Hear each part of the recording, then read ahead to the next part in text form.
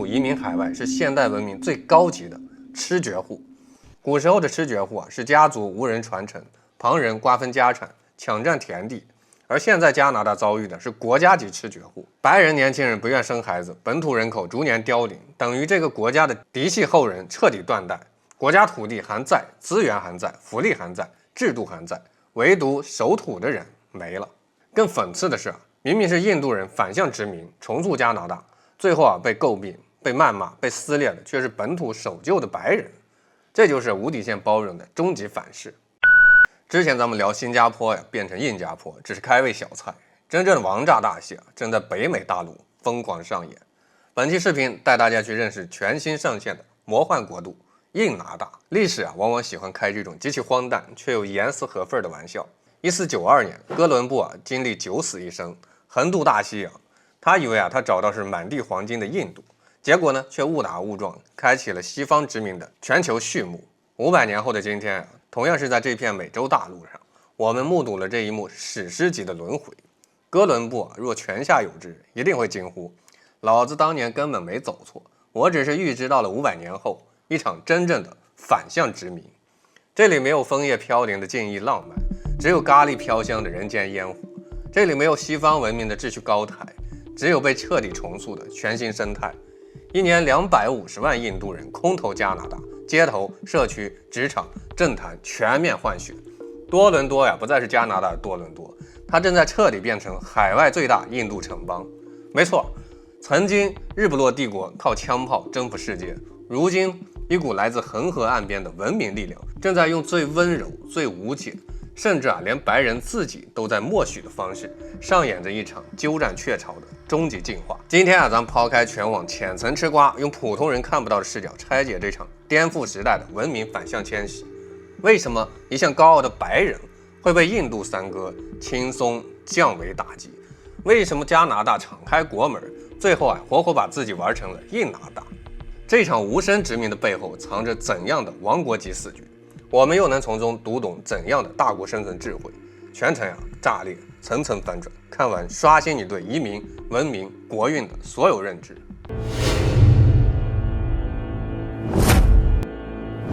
我是白饭大师大招，欢迎来到老李志。先问大家一个问题：如果你今天买张飞机票，飞往加拿大多伦多，落地之后最大的错觉是什么？不是到了多伦多而是到了孟买。曾经的多伦多是典型的北美白人城市，街道干净，秩序规整，英语通行，枫叶文化浓厚。可现在的多伦多早已换了人间，你走在市中心街头，耳边听不到地道的美式、加式英语，满大街此起彼伏的旁遮普语、印地语，语速飞快，氛围浓烈。抬头望去呢，锡克教头巾随处可见，印度飞饼的摊位遍布街头，咖喱香气笼罩整座城市。很多游客哭笑不得，我明明是飞加拿大，落地怎么直接穿越到了新德里？这根本不是夸张而是加拿大当下最真实的社会现状。全网数据可查，过去10年，印度移民加拿大人数暴涨326%，连年稳居加拿大第一大移民来源国。仅近年，每年就有超250万印度人以留学、工签、移民、团聚的方式涌入加拿大。如今，加拿大新移民中，每4个人就有1个来自印度。国际留学生45%是印度人，临时务工人员22%来自印度。在多伦多、素里、卡尔加里等核心城市，印度裔已经从少数族群彻底逆袭成第一大少数族群，远超深耕多年的华裔。很多人傻傻的以为移民只是换一批人打工，换一批人生活而已，有什么大惊小怪？大错特错。普通移民是融入当地，印度移民是重构当地。这根本不是简单的人口流动，这是一场彻头彻尾的文明空降、生态替换、秩序重塑。以前我们聊新加坡、印加坡是局部体感失衡，现在的印拿大是全域结构性换血。现在的加拿大社会已经出现了无数白人无法言说却人人皆知的魔幻细节。你去加拿大公共泳池、公共浴场、公共秩序，本土白人的生活习惯、公共秩序正在被彻底颠覆。当地人无奈吐槽，原本干净规整的公共空间慢慢变成了随性自在的恒河式生活场景。白人恪守的规则、礼仪、边界感，在海量涌入的印第安人口面前形同虚设。很多人觉得我在调侃，其实不然。中国古语有云：君子不立于危墙之下，达人不越规矩之界。中华文明讲究克己复礼，敬畏规则，尊重公共空间，融入属地秩序。也就是你去了别人的地儿，总得遵守别人的规矩吧。远来是客，但印度族群的迁徙逻辑完全相反。我不融入你，是你要适应我；我不改变自己，我要改变的是这儿的整片土地。这也是为什么全球所有接纳大规模印度移民的国家，最后都会慢慢印度化。这不是素质问题，这是文明基因、生存逻辑、族群习性的终极碾压。当一个族群自带极强的文化闭环、抱团属性、生存韧性，再添上源源不断的人口增量，最后的结果必然是鸠占鹊巢，本末倒置，底色置换。说到这儿，很多观众一定会问，为什么偏偏是加拿大？为什么印度人总能精确拿下发达国家？为什么华人勤耕100年，低调融入，始终只是少数精英群体，而印度人短短10年就能完成从底层务工到顶层参政的全面夺权？这俩藏着一个全网没人看透的核心真相。印度移民早已完成4次迭代，从底层流浪打工进化到国家级殖民扩张。第一层，底层劳务输出，早年印度人走出国门只是单纯打工谋生，填补各国低端劳动力缺口，这是最基础的人口流动。第二层，圈层抱团扎根，印度人独有的族群内推、宗族抱团、同乡互助体系，是全世界独一份的生存利器。一人出国带动全家，一人立足带动全村，闭环式抱团，永不内卷内斗，一致对外抢占资源。第三层，学历身份套利，印度人深谙西方移民规则，利用海外野鸡学院、快捷学签、流水工签批量刷学历、刷身份、刷留级资格，低成本完成身份跃迁，速度碾压所有亚裔族群。第四层，政治权力收割，这是最恐怖的终极形态。道德经有言，祸兮福所倚，福兮祸所伏。印度国内种族制度森严，底层上升通道彻底锁死，普通人一辈子看不到出头之日。看似是绝境，实则倒逼出了印度人极致的生存智慧。国内没出路，那就换个国家卷。既然本土阶层固化，那就集体出海，收割全世界的优质资源、教育资源、政治资源。而印拿大恰恰给印度人提供了完美的温床。加拿大最大的致命短板就是白人出生率彻底崩盘，本土人口持续负增长，社会极度老龄化，整个国家看似繁华，实则是一座没有新生力量、没有人口根基的空心大国。为了维持经济运转、社保体系、社会活力，加拿大只能无底线开放移民闸门，奉行极致的多元包容。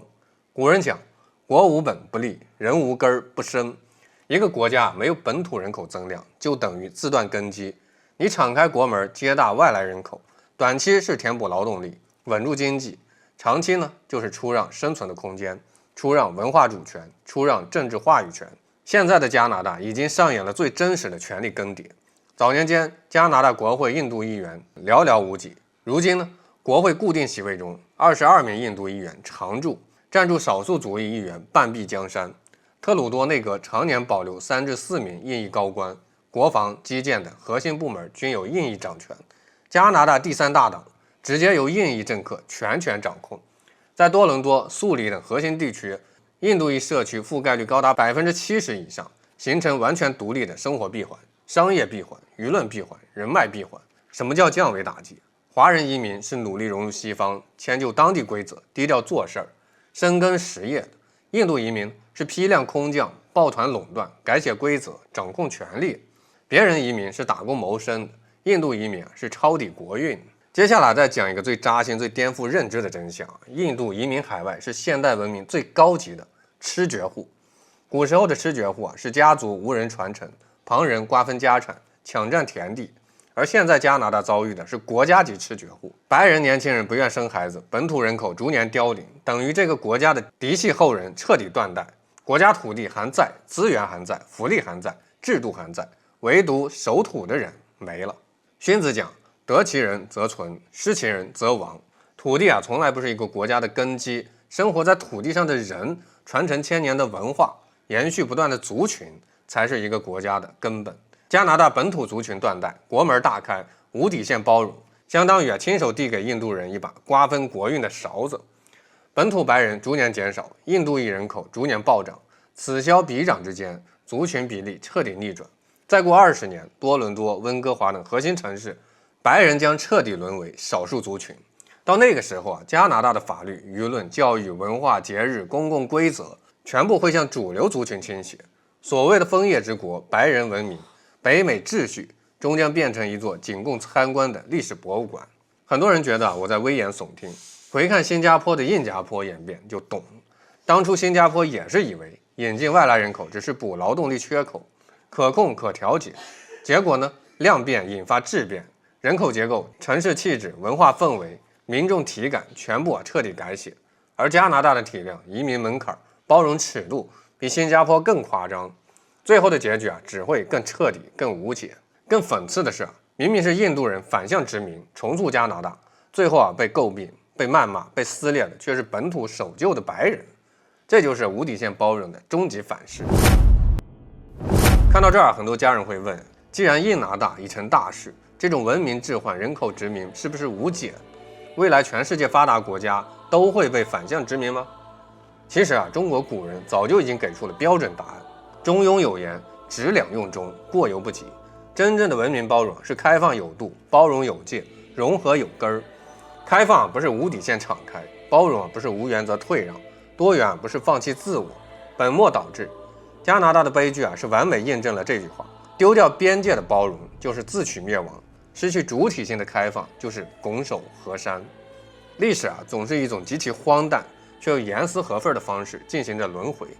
500年前，哥伦布满世界寻找印度，却阴差阳错开启了西方对全球的扩张。500年后，印度人满世界寻找生活，却在无意间完成了一场对西方文明的反向加冕。你看，这世界哪有什么凭空的国运，不过是一场场人口与文化的无声博弈。当枫叶之国的宁静被恒河的喧嚣彻底覆盖，当白人秩序在三哥智慧的抱团攻势下节节败退，我们目睹的不仅仅是一个国家的变色，而是一个时代的谢幕。那些曾经傲慢建立规则的文明，终究没能守住他们曾经引以为傲的边界。对于加拿大而言，这也许是多元包容的终极代价，但对于我们每个人，这更像是一场关于国运的终极启示录。